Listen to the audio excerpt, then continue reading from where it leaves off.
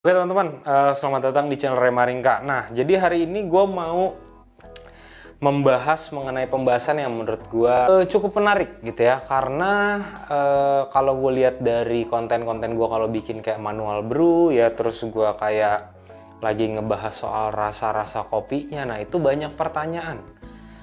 Ada atau beberapa teman-teman yang nge-DM ke gue itu nanya mengenai kok rasa yang didapatkan ketika dia nyeduh kopi itu tuh cuma itu aja gitu ya. Nah, hari ini akan gue bahas ini, jadi bisa dikatakan pembahasannya mengenai sensori lah ya. Nah, hari ini gue mau nyeduh kopi dulu ya, biar kita ngobrolnya lebih chill ya kan. Nah, gue mau nyeduh kopinya ini, kalau teman-teman bisa lihat, kopi Flores ya. Oke, jadi kopi Floresnya ini adalah Flores Manggarai, prosesnya natural gitu ya. Nah, terus di sini di bagian belakangnya sudah ada keterangan-keterangannya, kalau teman-teman bisa lihat tuh ya, kayak ada medium roast gitu ya, medium roast. Terus dia ini varietasnya Lini S 795, terus wilayahnya Pocolia, Manggarai Timur, NTT. Oke, jadi ini full Arabica. Nah, kalau misalnya teman-teman nanti beli di kemasan yang seperti ini kemasan 100 gram, jadi di dalamnya sudah ada sendok takar. Nah, hari ini gue pakai perbandingannya standar aja 1:15, tapi gue seduhnya pakai alat seduh yang ini ya. Terus gue gilingnya pakai timer C2, nih grind size-nya nomor 15. Oke, nah ini gue prep dulu, nanti pada saat sudah siap langsung kita lanjut. Oke, langsung aja. Ini tadi sudah gue bilas paper filternya. Masukin semua. Oke. Nah, di sini seperti biasa gue blooming dulu. Nah, ini gue bloomingnya pakai 45 mili atau 45 gram. Terus airnya di sini gue pakai air aqua. Suhunya ini sekitar 92-an. Oke, nanti setelah dia udah 20 detik ya, ini gue lanjut lagi tuang sampai 225. Nah, ini gue diemin selama 2 menit aja. Nah, nanti setelah 2 menit langsung gue buka katupnya. Nah, mungkin teman-teman kalau ada yang pakai alat seduh yang sama seperti ini ya, boleh share gimana sih resep seduh yang teman-teman pakai gitu ya. Nah, kalau dari wanginya, aromanya, coklatnya kerasa banget. Terus kayak ada belimbing-belimbingnya juga menurut gue lumayan jelas. Oke, terus kayak ada aroma-aroma nangka lah, tipis-tipis nangkanya. Nah, jadi ini teman-teman gak usah aduk-aduk ya, bener-bener cuma habis tuang, diemin aja. Nah, pada saat menit kedua langsung buka katupnya. Seharusnya ini kemarin udah gue coba-coba dengan grind size yang ukuran nomor 15. Ini maksimal itu ada di 2 menit 40 detik, 2 menit 50 detik. Jadi dia nggak sampai di 3 menit. Nah, jadi biasanya gue kalau pakai alat seduh ini gue nggak pernah aduk-aduk ya, jadi bener-bener gue diemin aja gitu. Timernya kita stop. Nah, ini gue waktu seduhnya itu 2 menit 39 detik. Oke, nah, sekarang kita cobain dulu rasa kopinya kayak apa ya. Wanginya dulu. Nah, kalau wanginya malah berubah, gue malah ada nyium wangi jambu. Terus kayak ada melon. Coklatnya tetap ada sama ada kacang. Nah, sekarang kita cobain ya. Rasa kopinya.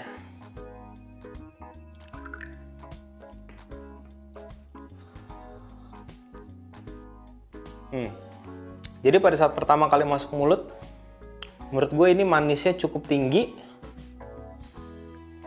Manisnya mirip kayak jambu ya, bener kayak jambu.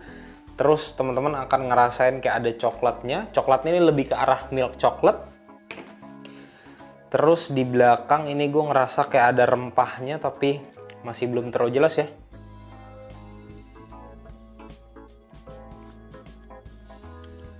Rempahnya ini kayak semacam kardamom.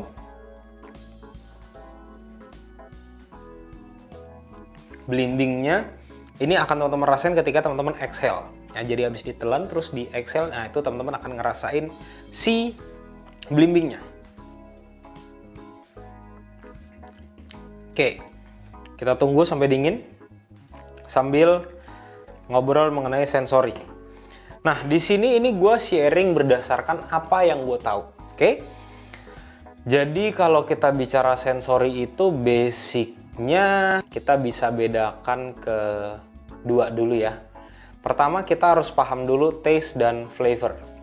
Oke, taste itu berbeda dengan flavor. Taste itu bisa dikatakan rasa-rasa dasar yang bisa kita deteksi. Nah, kalau misalkan kita bicara taste, seharusnya semua orang itu ketika nyobain satu kopi yang sama, taste-nya kemungkinan besar ya akan bisa dapat jawabannya sama. Contoh misalkan setelah gue minum, oh ini taste-nya ternyata ada asamnya, terus ada sedikit manis, sama ada sedikit asin, misalkan.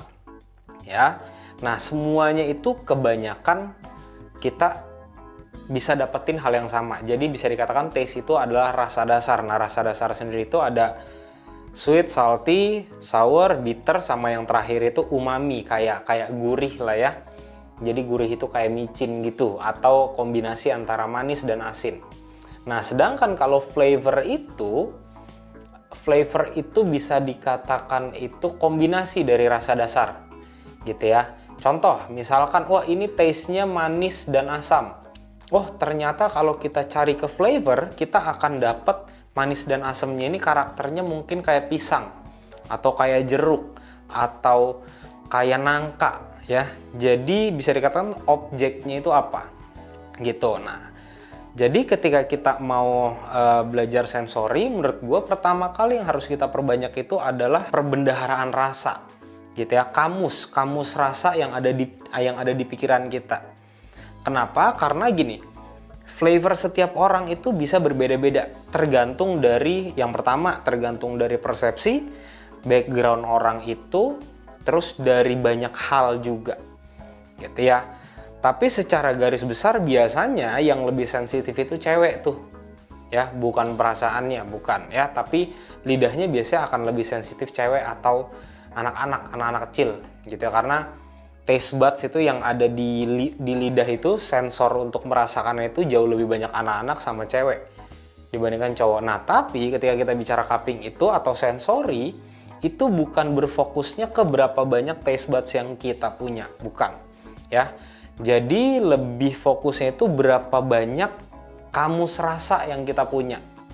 Contoh, ketika teman-teman mau nyobain kopi terus bisa dapetin, oh ini ada rasa peach nih.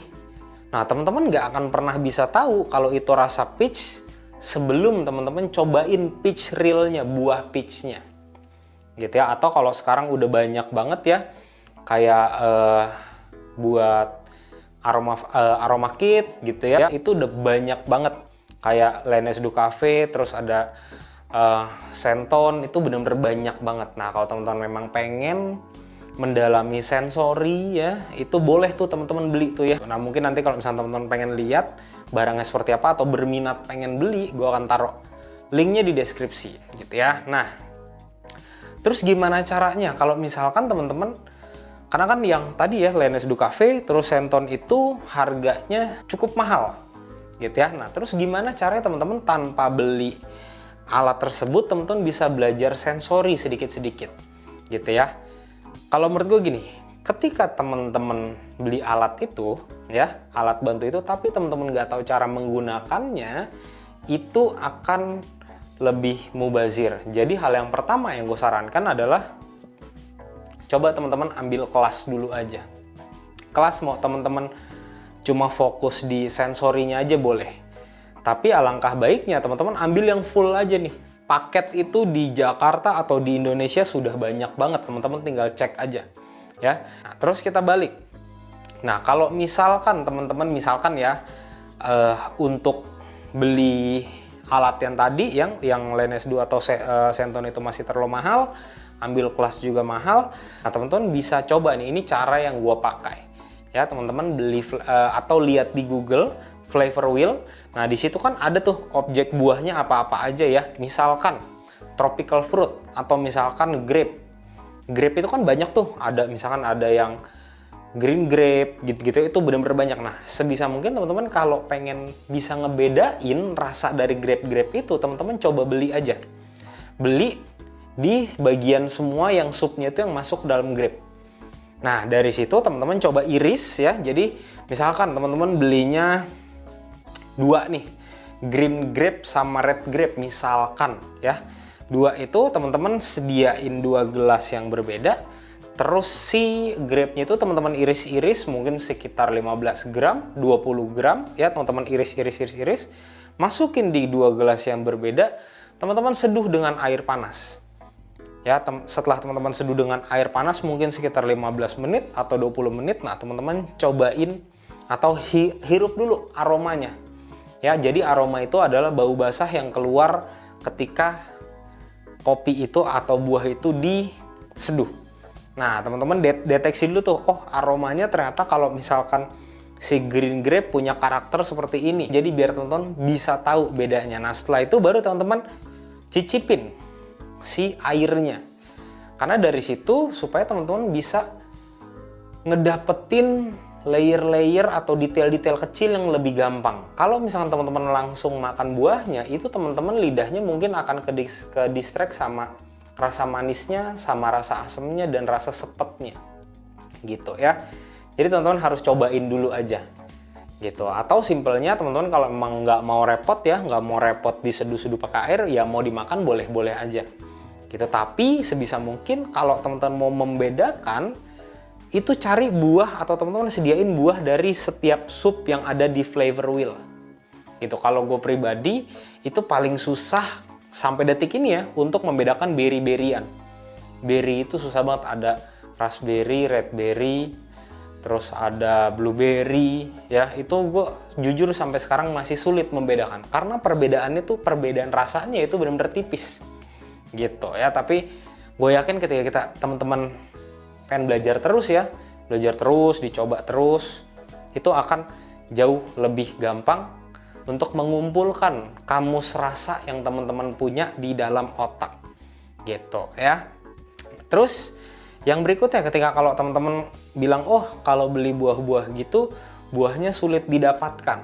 Ya, karena memang ada beberapa buah yang susah untuk didapetin.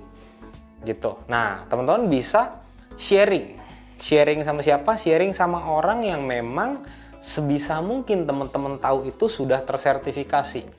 Gitu ya. Jadi jangan sampai orang buta tuntun orang buta nyebrang jalan. Gitu. Nanti takutnya sesat. Ya, dibilang salah sih enggak. Karena gini, karena kalau kita bicara rasa, sensori itu balik ke persepsi. Gitu ya. Persepsi setiap orang bisa berbeda-beda.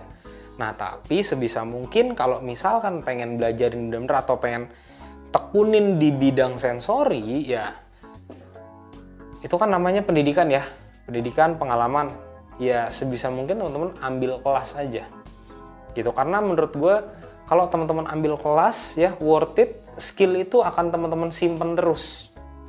Nah, tapi teman-teman ketika sudah belajar seperti itu, jangan langsung puas. Karena masih banyak banget flavor yang belum terdeteksi di dalam industri kopi atau di flavor wheel. Gue lupa tepatnya ada berapa. Itu karena masih banyak banget. Jadi gue pribadi pun sampai sekarang masih agak susah nih kalau misalkan bunga-bungaan gitu ya. Bunga A, bunga B. Waduh, di Indo bunganya nggak ada nih. Gimana cara taunya? Ya salah satu caranya adalah gue diskusi atau gue cupping bareng sama orang yang memang sudah tahu rasa bunga tersebut seperti apa. Gitu, supaya oh biasanya kan gini, ketika kita ngerasain oh ini kayak aromanya floral nih, bunga-bungaan, kita tuh tahu, sub garis besarnya tahu oh ini adalah floral. Tapi untuk detailnya atau objeknya kita susah untuk tahu. Nah, itu salah satu caranya kita harus diskusi sama orang. Gitu, kita nggak bisa kayak kalau misalkan teman-teman cuma mau buat iseng-iseng aja ya, buat seru-seruan, mau sharing sama orang lain ya nggak masalah. Gitu. Tapi yang pasti kalau kita bukan bicara di tingkatan kayak lagi nilai kopi ya, Q grader, itu menurut gue sensori atau pada saat kita cupping itu nggak ada yang salah dan nggak ada yang benar.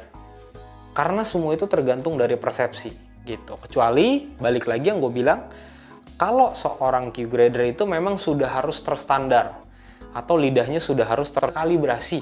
Jadi nggak bisa, wah menurut gue kopi ini rasanya enak, gue langsung kasih skor yang tinggi. Nggak boleh. Kalau seorang Q grader yang gue tahu tidak boleh seperti itu. Gitu ya. Oke, sekarang kita cobain kopinya. Ini suhunya sudah turun.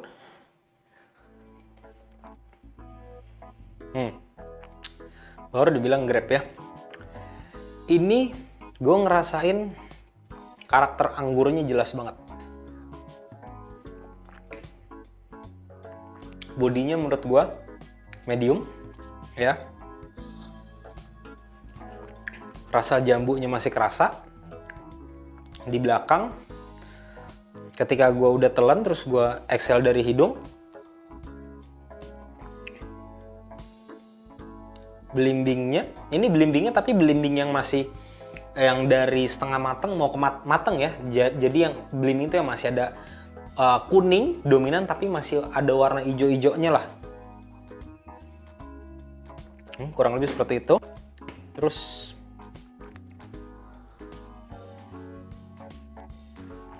teksturnya menurut gue ini lebih ke arah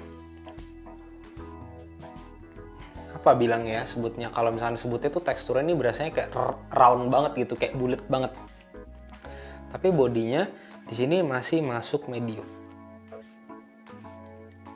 Oke teman-teman, kayak pembahasannya sampai di sini aja ya. Kalau misalnya teman-teman pengen tanya-tanya mengenai sensori atau punya pendapat mengenai cupping ya, metode apa yang teman-teman pakai, silahkan tulis di kolom komentar biar kita bisa saling belajar juga ya.